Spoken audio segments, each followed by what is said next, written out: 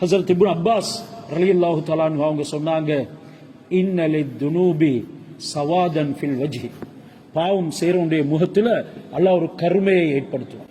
அந்த கருமை பாவத்தினுடைய இருள். சவாதன் ஃபில் கல், உள்ளத்தில் அல்லாஹ் ஒரு இருளை ஏற்படுத்துவான்.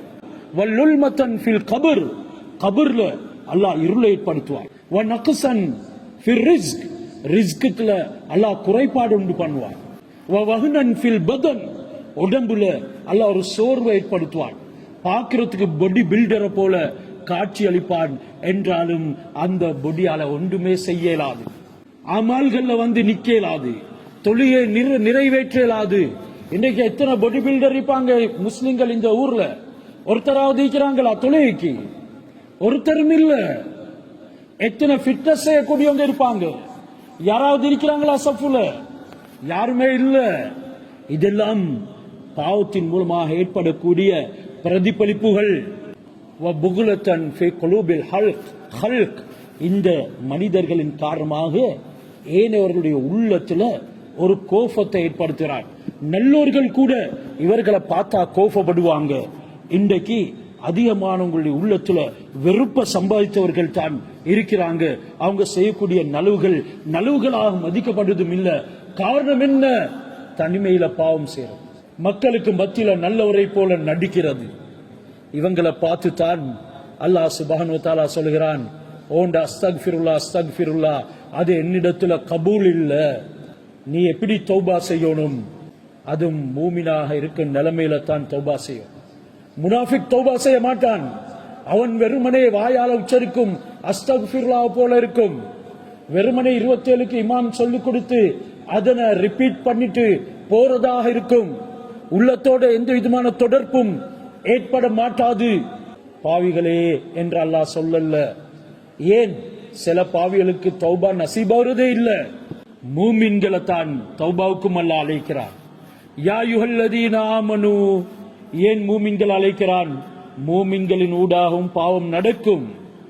அவர்கள் மனிதர்கள் தானே, மறதிக்கும் தவறுக்கும் மத்தியில படைக்கப்பட்டவர்கள் தானே. தவறு நடக்கத்தான் செய்யும். உடனே அவருக்கு தவறு நடந்தவுடன் அல்லாஹ் ஞாபகம் வருகிறது. தக்கருல்லாஹ் ஃபஸ்தக்ஃபரு லிதுனூபிஹிம், அல்லாஹ்விடத்துல இஸ்திக்ஃபார் செய்றாங்க.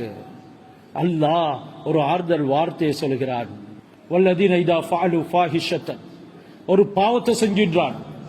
வலலமு அன்ஃபுஸஹும், தன்னுடைய ஆத்மாவுக்கு தீங்கு செய்து கொள்கிறான். தக்கருல்லாஹ், அல்லாஹ் நான் என் ஆத்மாவுக்கு தீங்கு செஞ்சு கொண்டனே, தனிமையில பாவம் செஞ்சிட்டனே, தனிமாவுல சினிமா பார்த்தேனே, தனிமையில நிர்வாணமான காட்சியில பார்த்தேனே, ஆனா அது பாவமாக விளங்குதும் இல்ல. எந்த அளவுக்கு உள்ள மூத்தாக இருக்கும் சொல்லி சிந்தனை செஞ்சு பாருங்க. உண்மையான மூமினுக்கு எப்படி சிந்தனை வரும்?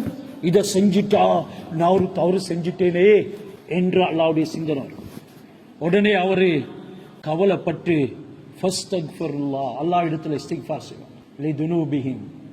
அல்லாஹ் இப்படியான தன்மை உள்ளவர்களுக்கு ஆறுதல் வார்த்தை எப்படி சொல்றான்? அடியானே, அல்லாஹ் தவிர வேற யாருக்கு அவனை மன்னிக்கிறது? இந்த வார்த்தை ஏன் சொல்லுறான்? அந்த பாவத்தினுடைய சந்தர்ப்பத்தில் அல்லாஹ் ஞாபகம் வந்த உடனே பாவத்தை விட்டு விலகுறான், இஸ்திக்ஃபார் செய்றான். ஆனா இரவு முழுக்க பாவம் செய்றான்.